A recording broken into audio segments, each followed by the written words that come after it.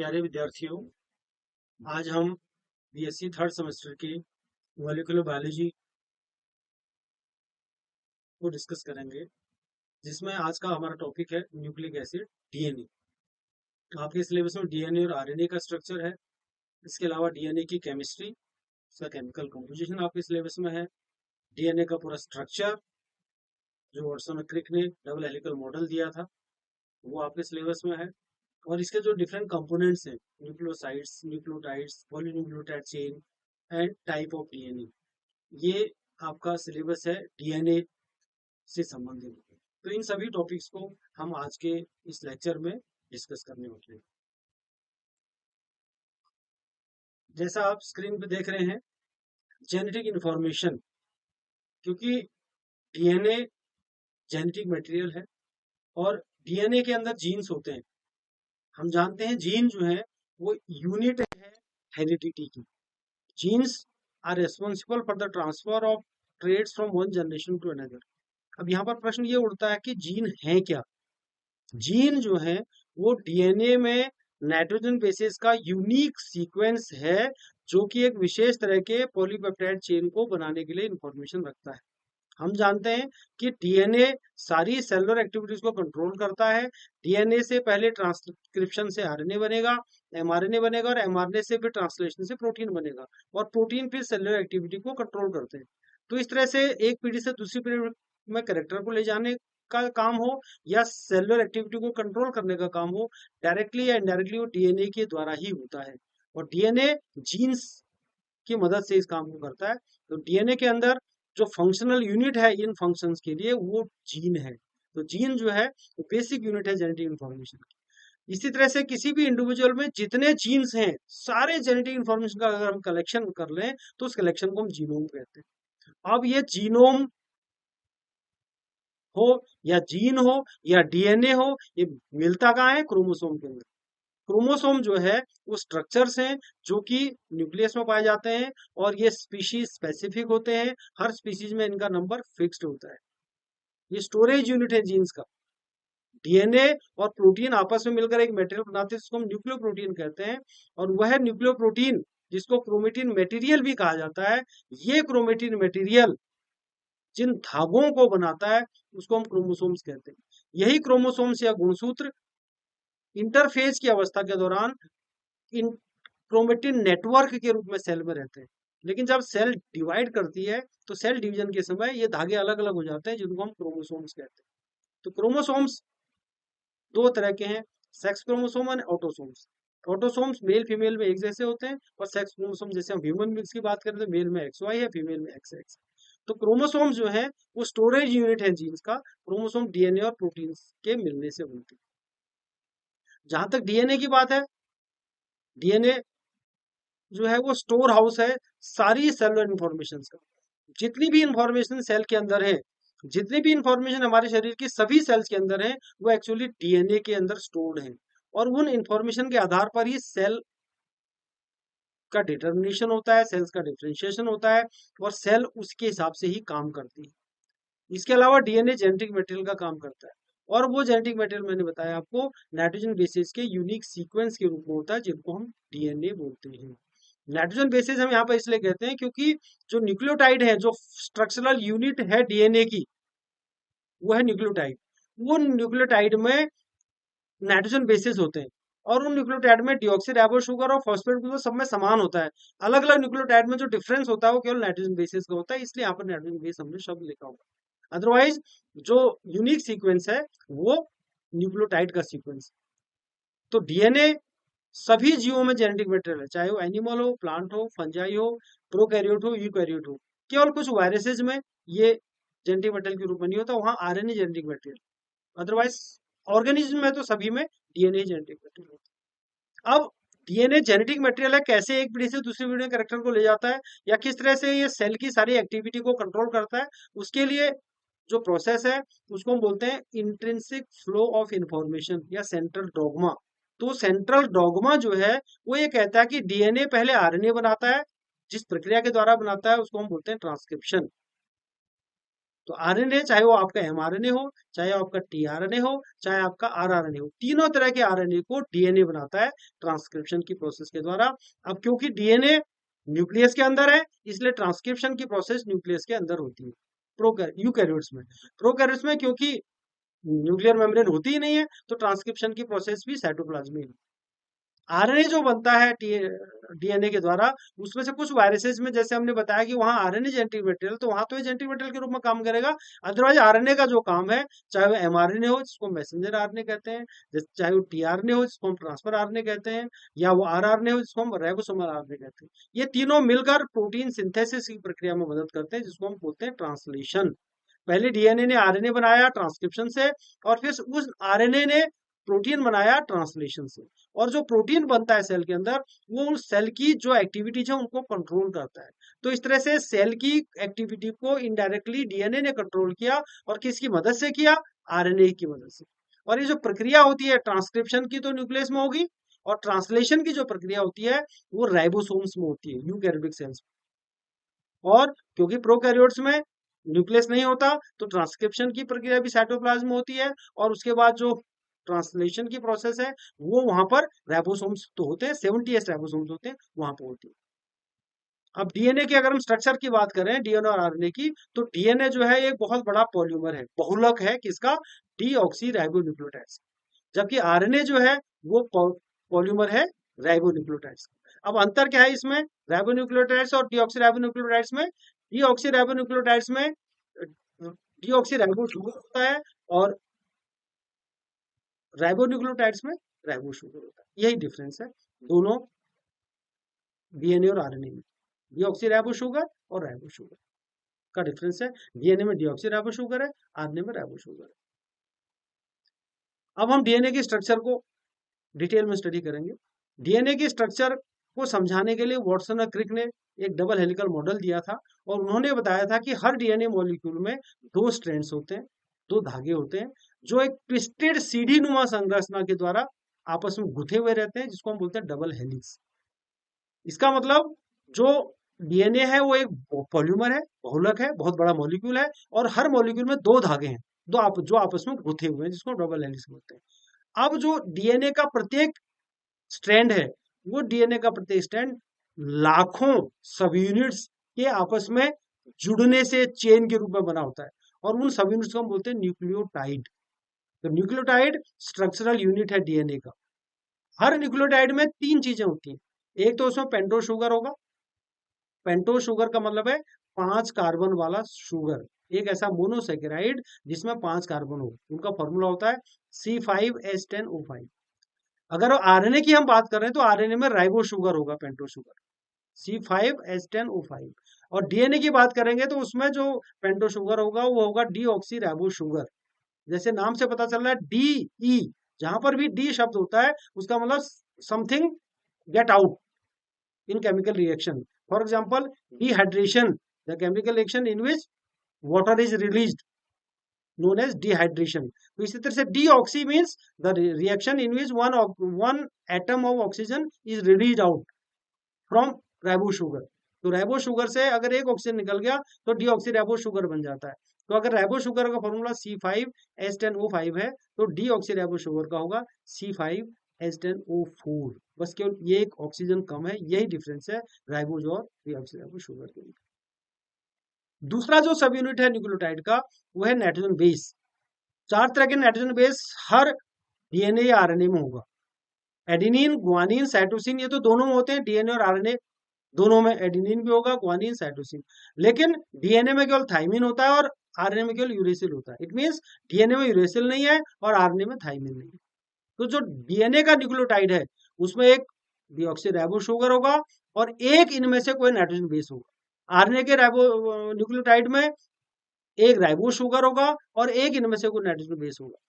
और तीसरा जो मॉलिक्यूल इसके अंदर होता है न्यूक्लियोटाइड में, उसको हम बोलते हैं फॉस्फेट ग्रुप। तो जब एक पेंटोज शुगर, एक नाइट्रोजन बेस और फॉस्फेट ग्रुप आपस में जुड़ जाते हैं, तो उनके जुड़ने से जो मॉलिक्यूल बनता है उसको हम बोलते हैं न्यूक्लियोटाइड। अब इन जो नाइट्रोजन बेसेस की हम बात कर रहे हैं, नाइट्रोजन बेसेस दो तरह के होते हैं, एक तो होता है प्यूरिन, दूसरा होता है पिरिमिडीन। प्यूरिन्स क्या है? 2 कार्बन नाइट्रोजन रिंग वाले नाइट्रोजन बेसेस को हम प्यूरिन्स बोलते हैं, और इसका एग्जाम्पल है एडिनिन और ग्वानिन। पिरिमिडिन क्या है? एक कार्बन नाइट्रोजन रिंग वाले जो नाइट्रोजन बेसेस हैं उनको हम पिरिमिडिन बोलते हैं। इसका एग्जांपल है साइटोसिन, थायमिन एंड यूरेसिल। हमने पहले डिस्कस किया कि साइटोसिन और थायमिन डीएनए में मिलते हैं और साइटोसिन और यूरेसिल आरएनए में मिलते हैं। डीएनए में यूरेसिल नहीं होता और आरएनए में थायमिन नहीं होता। इस स्लाइड में आप देख रहे हैं पेंटोज शुगर का स्ट्रक्चर बना हुआ है और नाइट्रोजन बेसिस का स्ट्रक्चर बना हुआ है। पहले राइबोज शुगर का स्ट्रक्चर आप देखिए। राइबोज शुगर में कार्बन नंबर भी लिखा हुआ है C1 2 3 4 5, 5 कार्बन है। दूसरे कार्बन में HOH है और इसका मॉलिक्यूलर फॉर्मूला अगर आप गिनेंगे तो आपको इसमें गिनने में पता चल जाएगा C5H10O5 है। डीऑक्सीराइबो शुगर का भी यही पेंटागोनल स्ट्रक्चर है, दोनों पेंटागोनल स्ट्रक्चर है, दोनों पेंटो शुगर है। लेकिन जो दूसरा कार्बन है इसमें दोनों ओर HH है, क्योंकि इसमें एक O निकल गया, डीऑक्सी एक ऑक्सीजन निकल गया, तो इसका फॉर्मूला होगा C5H10O4। दूसरी तरफ आप देख रहे हैं नाइट्रोजन बेसेस हैं। पहले प्यूरिन्स के डायग्राम है जो डबल रिंग स्ट्रक्चर है और नीचे पिरिमिड के डायग्राम है जो सिंगल रिंग स्ट्रक्चर है। ग्वानिन और एडिनिन प्यूरिन के एग्जाम्पल हैं जो डबल रिंग नाइट्रोजन बेसेस हैं। साइटोसिन, थायमिन और यूरेसिल पिरिमिडिन के एग्जाम्पल हैं जो सिंगल रिंग बेसेस हैं। तो इस तरह से डीएनए के न्यूक्लियोटाइड्स में 4 नाइट्रोजन बेस होंगे और आरएनए के न्यूक्लियोटाइड्स में भी 4 होंगे, लेकिन आरएनए में थायमिन नहीं होगा, डीएनए में यूरेसिल नहीं। यहाँ पर न्यूक्लियोसाइड और न्यूक्लियोटाइड के डिफरेंस को डिस्कस किया गया है, क्योंकि अभी हमने न्यूक्लियोटाइड के बारे में पढ़ा। हमने बताया कि एक पेंटोज शुगर, एक नाइट्रोजन बेस और एक फॉस्फेट ग्रुप आपस में जुड़ जाएगा तो न्यूक्लियोटाइड बनेगा। तो न्यूक्लियोटाइड बनने से पहले उससे एक छोटी सब यूनिट बनती है। सबसे पहले पेंटोज शुगर डीएनए का डीऑक्सीराइबोज और आरएनए का राइबोज शुगर जब नाइट्रोजन बेस के साथ जुड़ता है तो उससे बनता है न्यूक्लियोसाइड। तो न्यूक्लियोसाइड क्या है? ये एक ऐसा मॉलिक्यूल है जो पेंटोज शुगर और नाइट्रोजन बेस के मिलने से बनता है। जैसे राइबो शुगर के साथ एडिनिन जुड़ गया तो इसको बना एडिनोसिन। ये एडिनोसिन क्या है? ये न्यूक्लियोसाइड है। अब इस एडिनोसिन के साथ जब फॉस्फेट ग्रुप जुड़ जाएगा तो बनेगा एडिनोसिन मोनोफॉस्फेट एएमपी। ये एएमपी क्या है? एक न्यूक्लियोटाइड है। इसी तरह से जीएमपी, सीएमपी, टीएमपी, यूएमपी ये न्यूक्लियोटाइड्स हैं, ग्वानिन, साइटोसिन, थायमिन और यूरेसिल के। तो बेसिक डिफरेंस न्यूक्लियोसाइड और न्यूक्लियोटाइड में क्या हुआ? न्यूक्लियोसाइड में केवल पेंटोज शुगर और नाइट्रोजन बेस होंगे, जबकि न्यूक्लियोटाइड में पेंटोज शुगर, नाइट्रोजन बेस और फॉस्फेट ग्रुप 3 चीजें होंगी। इट मींस अगर न्यूक्लियोसाइड में फॉस्फेट ग्रुप जोड़ दो तो न्यूक्लियोटाइड बन जाएगा और न्यूक्लियोटाइड से फॉस्फेट को हटा दो तो न्यूक्लियोसाइड बन जाएगा। इसी तरह से कुछ हमारे पास ऐसे न्यूक्लियोटाइड्स हैं जिनको हम हायर न्यूक्लियोटाइड्स बोलते हैं। हायर न्यूक्लियोटाइड्स का एग्जांपल है ADP, adenosine diphosphate, ATP, adenosine triphosphate. ऐसे न्यूक्लियोटाइड जिसमें एक से ज्यादा फॉस्फेट ग्रुप होते हैं उनको हम हायर न्यूक्लियोटाइड बोलते हैं। जैसे एएमपी के साथ आप एक फॉस्फेट ग्रुप को जोड़ते हैं तो एडीपी बन जाता है, जिसको हम एडिनोसिन डाइफॉस्फेट बोलते हैं। इसी तरह से एडीपी में एक और फॉस्फेट ग्रुप जुड़ जाएगा तो एटीपी बन जाएगा, इसको एडिनोसिन ट्राइफॉस्फेट बोलते हैं। इसी तरह से जैसे एटीपी है ऐसे ही जीटीपी, सीटीपी, टीटीपी और यूटीपी भी ट्राइफॉस्फेट्स हैं, साइटोसिन, ग्वानिन, थायमिन और यूरेसिल। जनरली सेल के अंदर एटीपी और एडीपी को ही हायर न्यूक्लियोटाइड माना जाता है क्योंकि यही ज्यादा संख्या में मिलते हैं। और ये दोनों जो हायर न्यूक्लियोटाइड्स हैं इनमें जो फॉस्फेट ग्रुप्स हैं वो आपस में फॉस्फो एनहाइड्राइड बॉन्ड के द्वारा जुड़ते हैं और इनके अंदर जो स्टोर्ड एनर्जी है उस स्टोर्ड एनर्जी का उपयोग सेल अपनी एक्टिविटी के लिए करती है। जो भी काम सेल करती है उसके लिए ऊर्जा उनको इन्हीं एटीपी और एडीपी से मिलती है, इसलिए इनको हम एनर्जी करेंसी या एनर्जी कॉइन, कोशिका का ऊर्जा का सिक्का कहते हैं। सेल फूड के ऑक्सीडेशन से जो एनर्जी बनती है उस एनर्जी से एएमपी से एडीपी और एडीपी से एटीपी बन जाते हैं। तो ये एटीपी स्टोर्ड एनर्जी के रूप में वहां काम करेंगे। जब सेल कोई काम करेगी ऊर्जा की आवश्यकता होगी, एटीपी टूट जाएगा, उससे एडीपी में उससे ऊर्जा बनेगी, फिर एडीपी टूट जाएगा एएमपी में, उससे ऊर्जा मिलेगी। वो ऊर्जा सेल की उस एक्टिविटी में काम आएगी।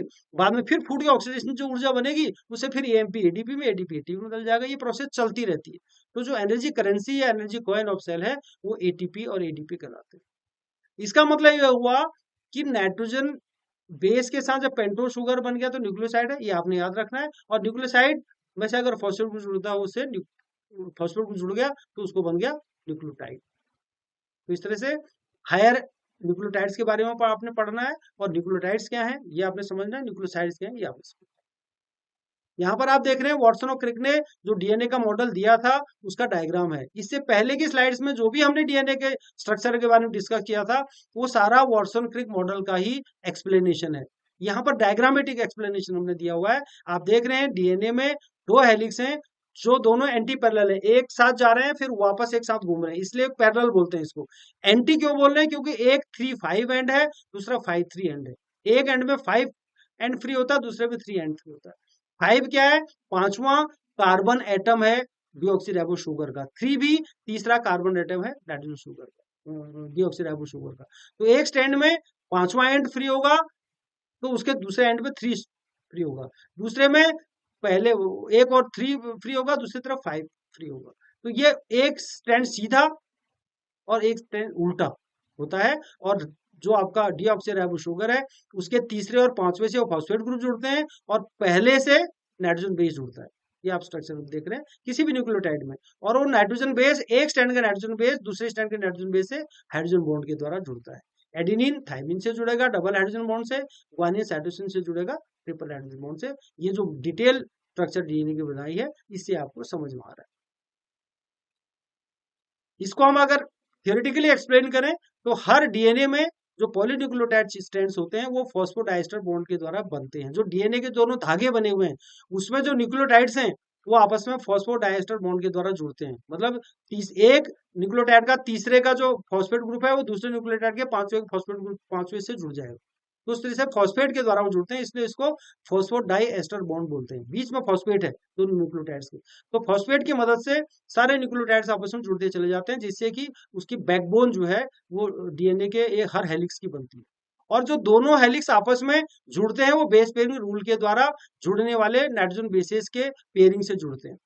एक स्ट्रैंड का एडेनिन दूसरे स्टैंड के थाइमिन से डबल हाइड्रोजन बॉन्ड से, और एक स्टैंड का साइटोसिन दूसरे स्टैंड के ग्वानिन से ट्रिपल हाइड्रोजन बॉन्ड के द्वारा जुड़ा रहता है। तो दो स्टैंड जो है आपस में हाइड्रोजन बॉन्ड के द्वारा जुड़े हुए रहते हैं। प्यूरिन और पिरिमिडिन की जो पेयरिंग होती है कॉम्प्लीमेंट्री होती है। एक प्यूरिन पिरिमिडिन से जुड़ेगा, प्यूरिन कभी प्यूरिन से नहीं जुड़ेगा, एडेनिन थाइमिन से जुड़ेगा और ग्वानिन साइटोसिन से जुड़ेगा। और हर न्यूक्लियोटाइड में जो नाइट्रोजन बेसेस होते हैं अपने न्यूक्लियोटाइड के डीऑक्सीराइबो शुगर के पहले कार्बन एटम से ग्लाइकोसिडिक बॉन्ड के द्वारा जुड़ेगा। डीऑक्सीराइबो शुगर से वो जो नाइट्रोजन बेस है ग्लाइकोसिडिक बॉन्ड के द्वारा जुड़ेगा पहले कार्बन से, ये ध्यान रखना है। और जो अपोजिट एंड्स होते हैं मैंने बताया आपको, एक और 3 हाइड्रोक्सिल ग्रुप फ्री होगा और दूसरी तरफ 5 हाइड्रोक्सिल फ्री होगा शुगर मॉलिक्यूल।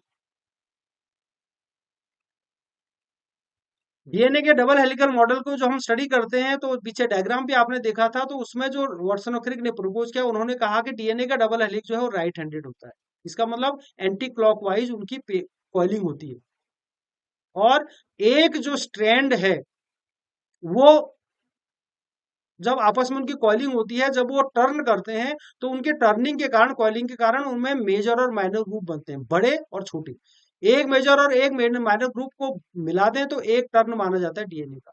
और जो नाइट्रोजन बेसेस के बीच में डिस्टेंस होती है 0.34 एंगस्ट्रॉम की होती है और एक टर्न 3.4 एनएम का होता है। 3.3 एनएम का डिस्टेंस है नाइट्रोजन बेस के बीच में और 3.4 एनएम का एक पूरा टर्न होता है। और उस टर्न में 10 बेसेस है, उसी से निकल गया जब टर्न 3.4 एनएम का है और उसमें 10 बेस हैं तो एक नाइट्रोजन बेस, दो नाइट्रोजन बेसेस के बीच में डिफरेंस कितना हो गया? 0.34 एनएम। और जो मैक्सिमम डायमीटर होगा डीएनए का वो 2 एनएम होता है। 2 एनएम का मतलब 20 एंगस्ट्रॉम। तो इससे आपको समझ में आ जाना चाहिए कि डीएनए के अंदर जो नाइट्रोजन बेसेस हैं उनके बीच में जो डिस्टेंस होता है वो 3.4 एंगस्ट्रॉम या 0.34 एनएम का होता है। और एक टर्न में 10 बेस पेयर होता है और एक टर्न का जो डिस्टेंस है वो 3.4 एनएम या 34 एंगस्ट्रॉम का होता है। और जो मैक्सिमम डायमीटर है वो 2 एनएम या 20 एंगस्ट्रॉम होता है। डीएनए की स्ट्रक्चर की हम बात करें तो डीएनए जो है वो एक डायरेक्शनल मॉलिक्यूल है। डायरेक्शनल मॉलिक्यूल का मतलब है इसमें कॉम्प्लीमेंट्री स्ट्रैंड्स होते हैं, अपोजिट डायरेक्शन में जाते हैं। एक स्ट्रैंड सीधा और एक स्ट्रैंड उल्टा, एक 5-3 डायरेक्शन वाला होगा, एक 3-5 का होगा। अगर हम प्रोकैरियोटिक यूकैरियोटिक डीएनए में डिफरेंस की बात करें तो प्रोकैरियोट्स का डीएनए सर्कुलर होगा जबकि यूकैरियोट का डीएनए लीनियर होता है। प्रोकैरियोट्स के डीएनए में किसी तरह का प्रोटीन एसोसिएटेड नहीं है।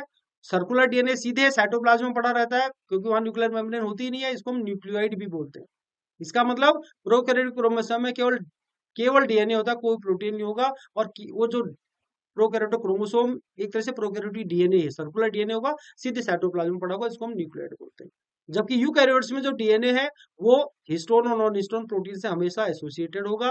डीएनए और प्रोटीन आपस में मिलकर न्यूक्लियोप्रोटीन बनाते हैं, जिसको हम क्रोमेटिन मटेरियल कहते हैं। वो क्रोमेटिन मटेरियल धागों के रूप में गुंथकर क्रोमोसोम बनाता है।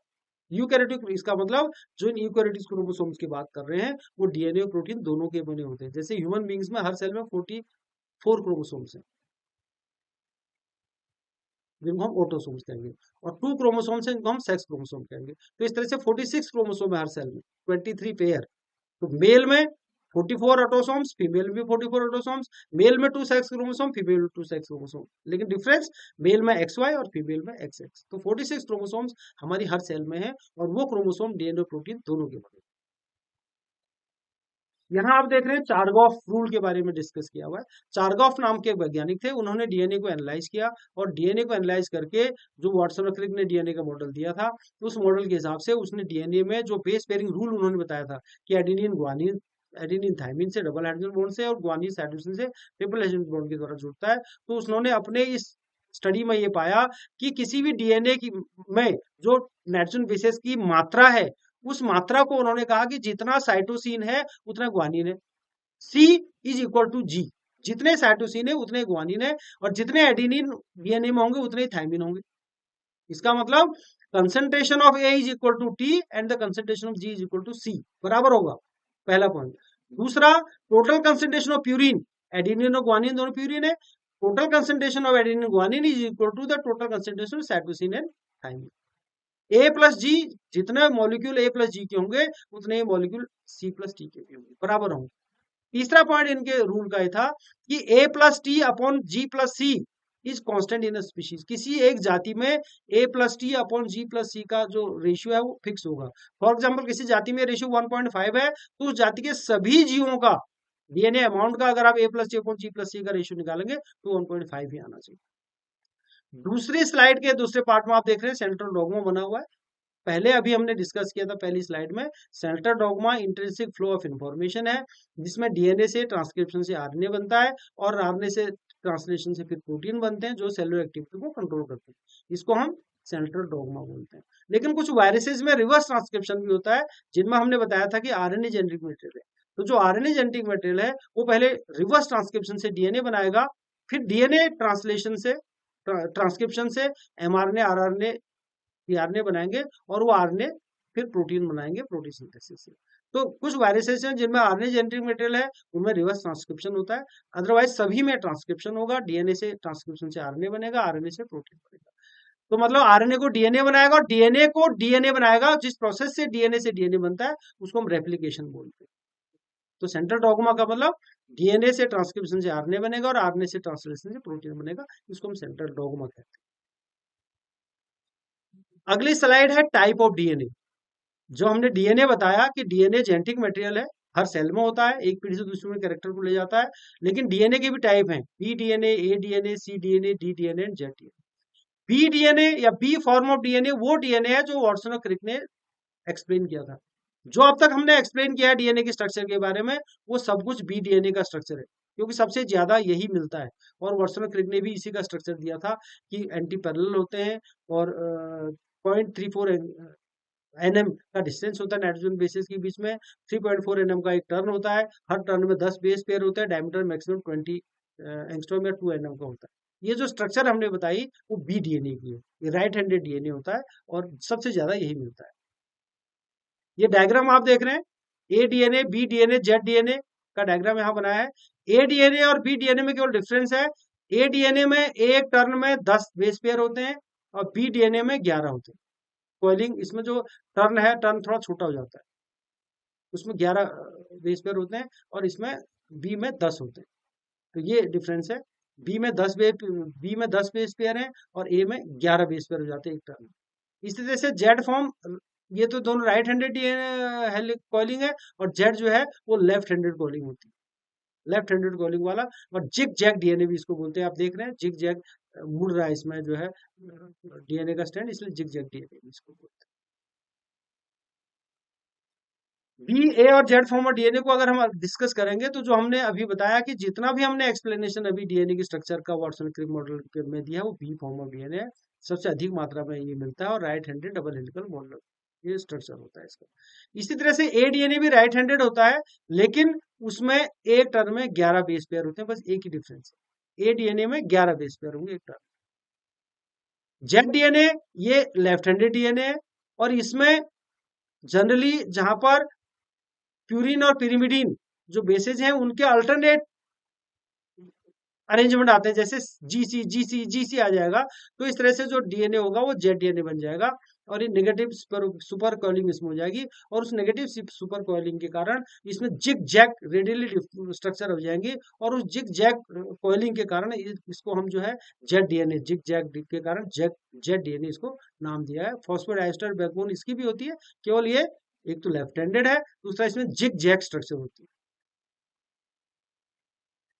सी और डी डीएनए, सी डीएनए या सी फॉर्म ऑफ डीएनए जो है ये भी डबल हेलिकल डीएनए है, लेकिन कुछ विशेष परिस्थितियों में बी डीएनए से ही बनता है, जब लिथियम और मैग्नीशियम आयन की जो कंसेंट्रेशन होती है वो वो बढ़ जाती है, या फिर ह्यूमिडिटी लो हो जाती है, तब ये बनता है, और ये स्टेबल नहीं है, अनस्टेबल डीएनए होता है, ये बनता है फिर बी डीएनए में कन्वर्ट हो जाता है।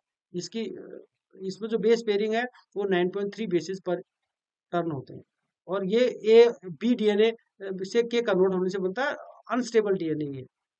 इसी तरह से डीएनए डी डीएनए ये ट्विस्टेड राइट हैंडेड डीएनए होता है, और इसमें हर टर्न में 8 बेस पेयर होते हैं, और दोनों स्ट्रैंड होते हैं एंटी पैरेलल होते हैं। तो मेन जो डीएनए का स्ट्रक्चर है वो बी डीएनए है, जो वाटसन क्रिक ने मॉडल दिया वो बी डीएनए है। B DNA, A DNA, Z DNA आपने पढ़ा, बी और ए दोनों सेम होते हैं, केवल उसमें बेस पेयरिंग का अंतर होता है। बी डीएनए ही सबसे ज्यादा मात्रा में मिलता है, बाकी बहुत कम मिलते हैं। तो इस तरह से डीएनए की स्ट्रक्चर और डीएनए की केमिकल कंपोजिशन और डीएनए की टाइप को आप डिटेल में पढ़िए। और डीएनए जेनेटिक मटेरियल है, एक पीढ़ी से दूसरी पीढ़ी में कैरेक्टर को ले जाता है, और डीएनए के अंदर ही जीन्स होते हैं।